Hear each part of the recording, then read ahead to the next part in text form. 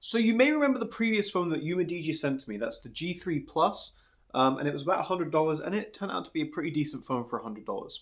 Now, I don't know why, but they sent me another one, the G5 series. This is just the normal G5. And again, this looks like it's pretty good on spec. So we have 8 gigabytes of RAM and 8 gigabytes of ROM here on the bottom. Let's take a look. So it's the typical UMIDIGI box. In fact, I think they are the exact same box.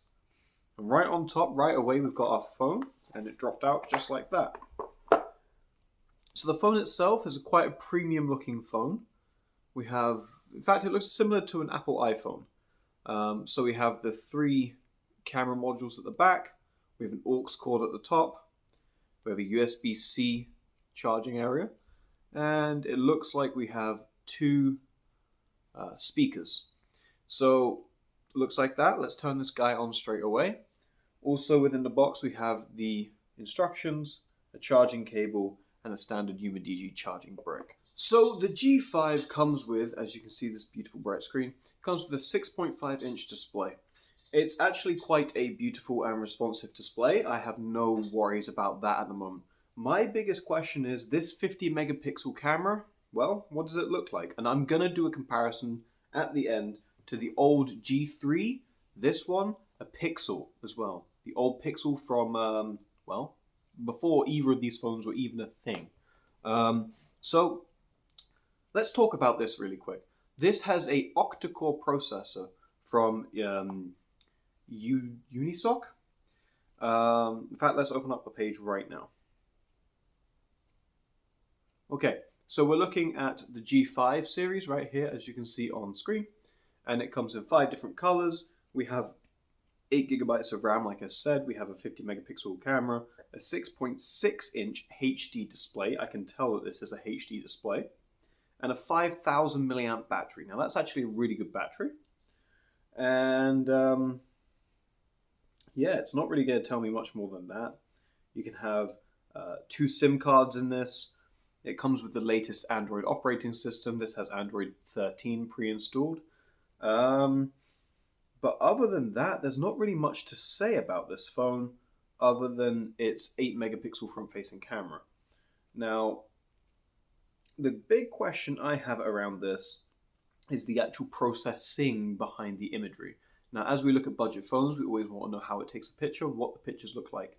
So I'm going to compare those from the old UMIDIGI G series to this one, which is apparently a step up, to a Pixel.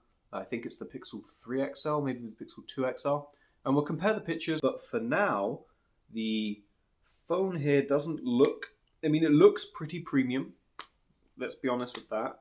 And it's nice that it comes with a case. It is a plastic back, but it doesn't feel too bad. And the color is actually quite nice. We've got our plastic buttons on the side. Overall, I'd recommend this at the moment. But let's switch to it for a bit and let's see what this actually looks like, shall we? So this has been captured on the UMIDIGI G5 in the exact same position as the OnePlus was currently set up a minute ago. And this is how the audio sounds.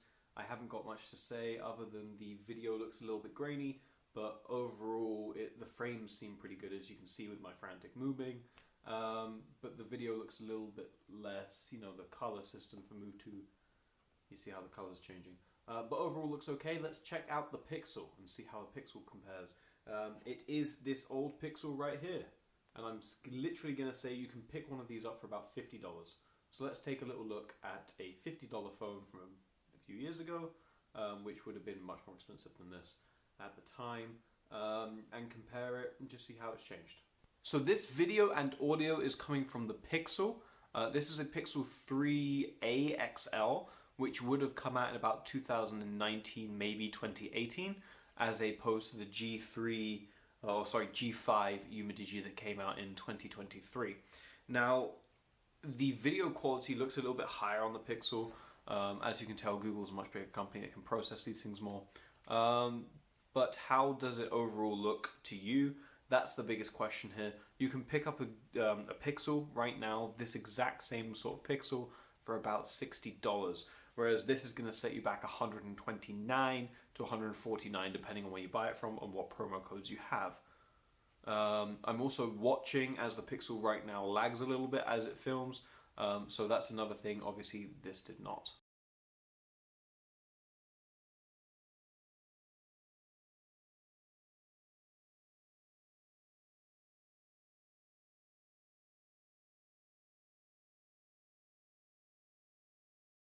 As you can see, the difference in these two phones, one made literally 5 years before the other, is minimal. The image taking and the processing on the Pixel, on the back camera, definitely looks much more higher quality than that of the UMIDIGI G5. But that being said, the over-processing on the portrait mode of the Pixel means that the front-facing camera of the G5 is better.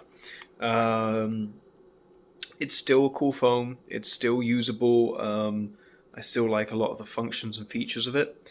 I just would argue that if you're looking for one for pictures, then the Pixel, although being a 5-year-older phone, is better than the G5.